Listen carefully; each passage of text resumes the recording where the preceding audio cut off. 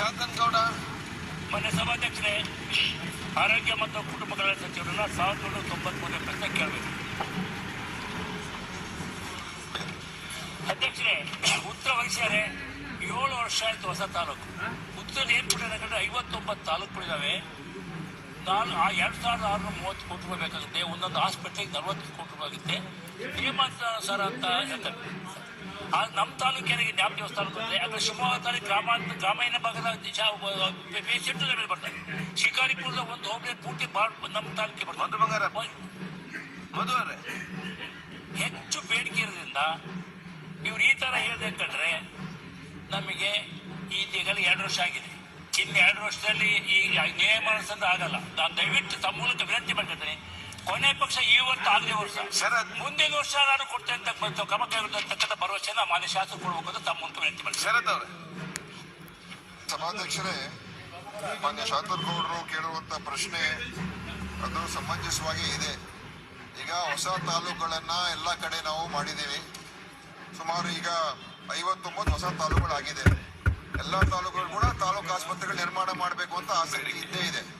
ಆದ್ರೆ ನಾವು ಈ ವರ್ಷ ಏನ್ ಮಾಡಿದೀವಿ ಅಂತ ಹೇಳಿದ್ರೆ, ಪ್ರಥಮ ಹಂತದಲ್ಲಿ, ಯಾಕಂದ್ರೆ ಈ 59 ತಾಲೂಕುಗಳಲ್ಲಿ ಸುಮಾರು 11 ತಾಲೂಕುಗಳಲ್ಲಿ ಅಲ್ಲಿ ಒಂದು ಸಮುದಾಯ ಆರೋಗ್ಯ ಕೇಂದ್ರನೂ ಇಲ್ಲ. ತಾಲೂಕು ಆಸ್ಪತ್ರೆ ಬಿಟ್ಬಿಡಿ, ಒಂದು ಸಮುದಾಯ ಆರೋಗ್ಯ ಕೇಂದ್ರನೂ ಇರಲಿಲ್ಲ. ಅದರಲ್ಲಿ ಬರೀ ಪ್ರಾಥಮಿಕ ಆರೋಗ್ಯ ಕೇಂದ್ರ ಮಾತ್ರ ಇತ್ತು ಆ ಒಂದು 11 ತಾಲೂಕುಗಳಲ್ಲಿ.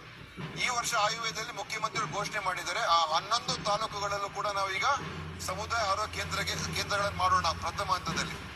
ಆಮೇಲೆ ಹಂತ ಹಂತವಾಗಿ ಯಾವ್ಯಾವ ತಾಲೂಕು ಆದ್ಯತೆ ಮೇರೆಗೆ, ಜನಸಂಖ್ಯೆಯ ಆಧಾರದ ಮೇರೆಗೆ ಮತ್ತು ಬೇಡಿಕೆ ಆಧಾರದ ಮೇಲೆ ಅದನ್ನ ಅಲ್ಲಿರುವಂತ CHCಗಳನ್ನ ತಾಲೂಕು ಆಸ್ಪತ್ರೆಗೆ ಮೇಲ್ದರ್ಜೆಗೇರಿಸುವಂತ ಕ್ರಮ ತಗೊಳ್ಬೇಕಾಗ್ತದೆ.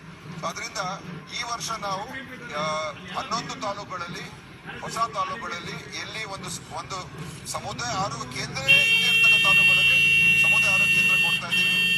ಮುಂದಿನ ದಿವಸಗಳಲ್ಲಿ ಮಾನ್ಯ ಶಾಂತನಗೌಡ್ರೆ ಖಂಡಿತವಾಗಿ, ಯಾಕಂದ್ರೆ ಇದು ಒಂದು ಎಲ್ಲ ಕಡೆ ನಾವು ನೋಡ್ಬೇಕಾಗ್ತದೆ, ಎಲ್ಲರೂ ಸಾಧ್ಯ ಆಗುತ್ತೆ ಅಂತ ನೋಡ್ಕೊಂಡು ಖಂಡಿತ ನಾವು ಅದನ್ನ ಮಾಡೋದಕ್ಕೆ ಪ್ರಯತ್ನ ಮಾಡೋಣ. ಓಕೆ, ಆಯ್ತು, ಸಂತೋಷ ಸರ್. 4 ಎಕರೆ ಜಮೀನನ್ನು ಈಗಾಗಲೇ ಆರೋಗ್ಯ ಇಲಾಖೆ ಅಂತ ಮಂಜೂರು ಮಾಡಿಸಿ ನಕಲು ತಮ್ಮ ಇಲಾಖೆ ಮುಟ್ಟಿಸ್ತೇವೆ. ಮುಂದಿನ ವರ್ಷ ಮುಂದರ್ಶಕ್ಕೆ ಬರೋದು ಮಾಡ್ಲೇಬೇಕಾಗ್ತದೆ.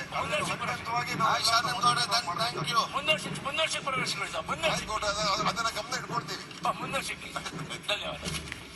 ಜನಾರ್ದನ್ ರೆಡ್ಡಿ.